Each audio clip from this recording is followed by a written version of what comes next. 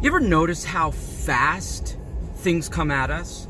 Like whether you're engaged digitally or you go to the store to buy a newspaper is delivered to your home, or you get pieces of mail from different organizations and ministries, and it gives you an education, if you will, or it gives you a perspective, it gives you a view of what's going on in the world. It could be in other countries. Right now we seem to be focusing on our own country, social media feeds, or like Twitter or Facebook or Instagram or like all these different things, even TikTok. We're just finding that content is coming at us at a rapid speed, and all this content has the ability to heighten our concern. All this content has an ability to heighten our fear.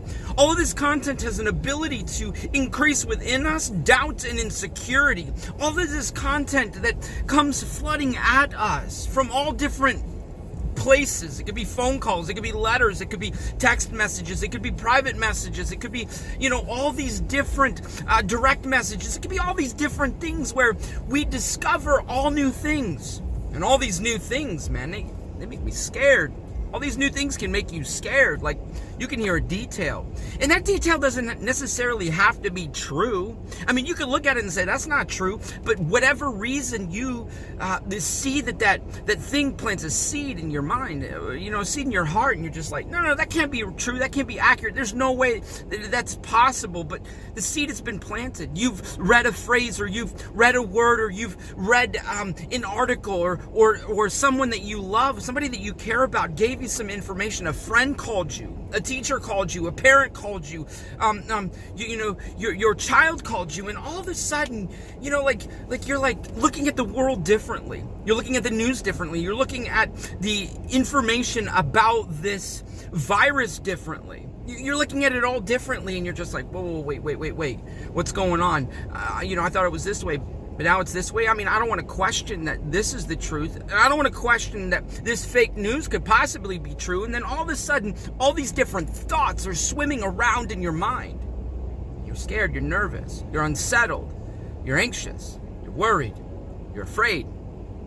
In John 14:27, Jesus tells us very clearly, I have come to give you peace of heart and mind. I've come to bring you peace of heart and mind. And he goes on further in that text to say, I'm not come to give you peace as the world gives you.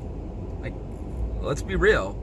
We try to find peace in different things. We try to find peace in the things that this world offers. We try to find peace in the things that this world gives. We try to find peace in the things that this world has to deliver to us. And the things that this world has to deliver to us aren't things that are going to give us peace. They aren't things that are going to make us feel comforted. They aren't things that are going to make us feel at ease or rested.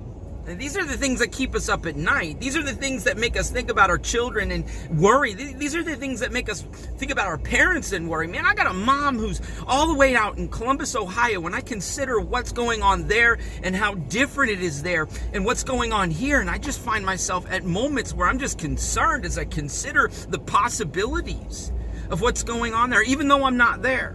So as this content, as this information, as these words, these different things, news articles, fact or fiction, are just suddenly being, just thrown out at you. Just like, okay, hold on a minute. Wait a minute. I don't know about this. I'm not sure about this. I'm afraid of this. I'm worried about this. I'm insecure about this. I doubt this. I don't know, God. I'm just so very scared. Let's be real. There are moments in your life that you are absolutely scared. And it doesn't have to be COVID-19. It could be any set of circumstances or information. It could be political details.